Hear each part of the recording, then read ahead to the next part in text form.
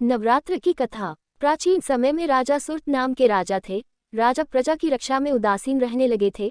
परिणाम स्वरूप दोषी राजा ने उस पर चढ़ाई कर दी। सुर्त की सेना भी शत्रु से मिल गई थी। परिणाम स्वरूप राजा सुर्त की हार हुई और वह जान बचाकर जंगल की तरफ भागा।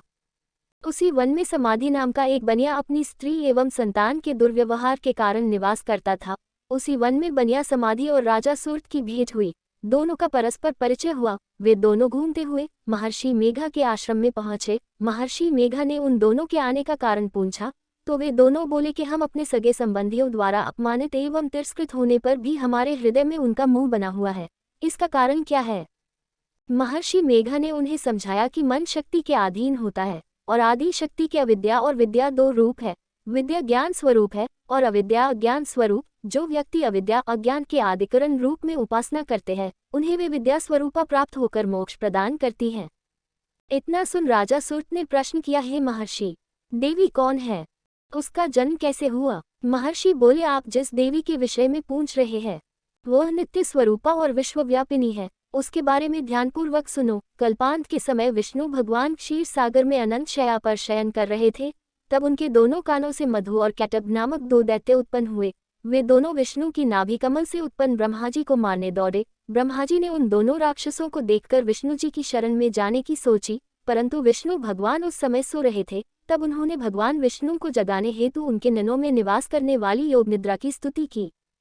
परिणाम स्वरूप तमोगुण अधिष्ठात्री देवी विष्णु भगवान के नेत्र नासिका मुख तथा हृदय से निकलकर ब्रह्माजी के सामने उपस्थित हो गई। योग निद्रा के निकलते ही विष्णु भगवान उठकर बैठ गए। भगवान विष्णु और उन राक्षसों में 5000 साल तक युद्ध चलता रहा। अंत में मधु और कैटब दोनों राक्षस मारे गए।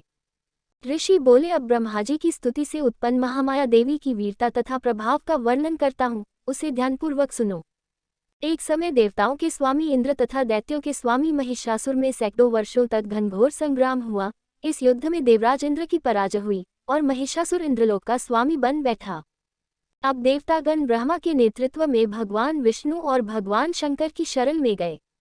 देवताओं की बातें सुनकर भगवान विष्णु तथा भगवान शंकर क्रोधित हुए। भगवान विष्णु के मुख तथा ब्रह्माजी और शिवजी तथा इंद्र आदि के शरीर से एक तेजपुंज निकला, जिससे समस्त दिशाएं जलने लगी और अंत में यही तेजपुंज एक देवी के रूप में परिवर्तित हो गया। देवी ने सभी देवताओं से आयुध एवं शक्ति प्राप्त करके उच्च स्वर में अट्टहास किया, जिससे तीनों लोकों में हलचल मच गई।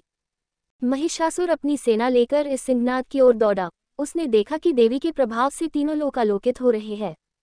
महिषासुर की देवी के सामने एक भी चाल सफल नहीं हुई और वह देवी के हाथों मारा गया। आगे चलकर यही देवी शुंभ और निशुंभ राक्षसों का वध करने के लिए गौरी देवी के रूप में अवतरित हुई। इन उपरोक्त व्याख्यानों को सुनाकर मेघा ऋषि ने राजा सुर्त तथा बनिया से देवी स्तवन की विधिवत व्याख्या की। राजा और वणिक नदी पर जाकर देवी की तपस्या करने लगे। 3 वर्ष तक घोर तपस्या करने के बाद देवी ने प्रकट होकर उन्हें आशीर्वाद दिया। इससे वणिक संसार के मोह से मुक्त होकर आत्मचिंतन में लग गया और राजा सुर्त ने शत्रुओं पर आक्रमण करके विजय प्राप्त करके अपना वैभव प्राप्त कर लिया।